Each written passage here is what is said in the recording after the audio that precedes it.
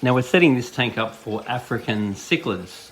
And African cichlids like the water nice and alkaline, and this tank has corals in it, and these corals will help to keep the water alkaline.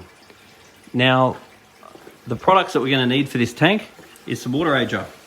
Now the water ager is going to take chlorine and so forth out of the tap water, so this must go in the water every single time that you put new water in the tank. That's for top-ups, for water changes, for everything. If you do find that something goes wrong with your tank and you end up with ammonia or something like that in the tank, then give it a 5 times dose of this, and that will detoxify ammonia, nitrite, and so forth. So this one here is number 1, most important.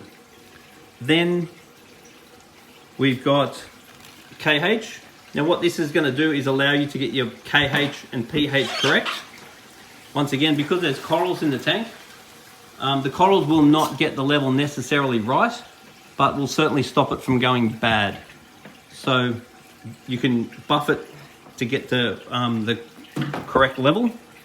Now this one here is your GH salts.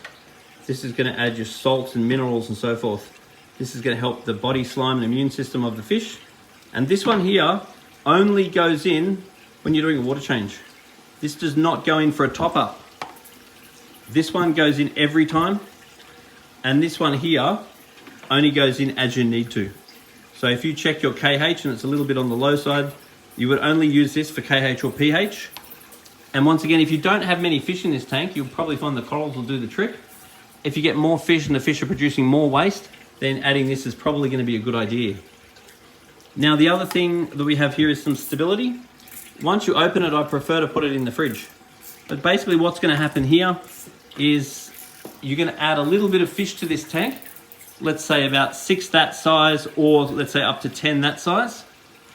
And then you're going to wait for 2 weeks. When you put new fish in, it's not a bad idea to hit it with a batch of this. And you definitely do this straight away as soon as we finish the job. I keep it in the fridge once it's open. So we're going to get the tank up running, get the temperature to 25 degrees. Got the heaters down there. Once we're at 25 degrees, we can then put the fish in, because we will have treated it with all this already. Then we're going to put 6 to 10 fish in. Then we're going to wait 2 weeks. Then bring a sample of water down to Majestic Aquariums, and we can check all your levels. Providing your levels are okay, you can take another 6 to 10 fish, then add some more stability, then wait 2 weeks and add some more.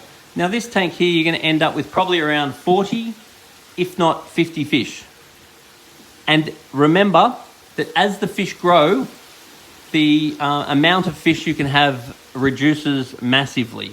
So starting with about 40 or 50 for this tank would be pretty normal. And you're slowly going to add them. The other thing is I prefer not to feed the fish every time that you add new fish for a couple of days. So just give them a couple of days before you give them a feed. Now the other thing to be aware of with this aquarium is very tall and it's not very wide. So therefore it's going to tend to run a lower dissolved oxygen level and redox potential. So it's very important you have very good oxygen in this tank. So make sure your lids are not really tightly fitting, because you need the oxygen to get in. And the power heads need to be agitating the surface. You don't want them agitating so much they're noisy, but you don't want it flat, because the gas will not exchange when it's flat. You definitely need it to agitate, because oxygen is one of the very most important things for the fish.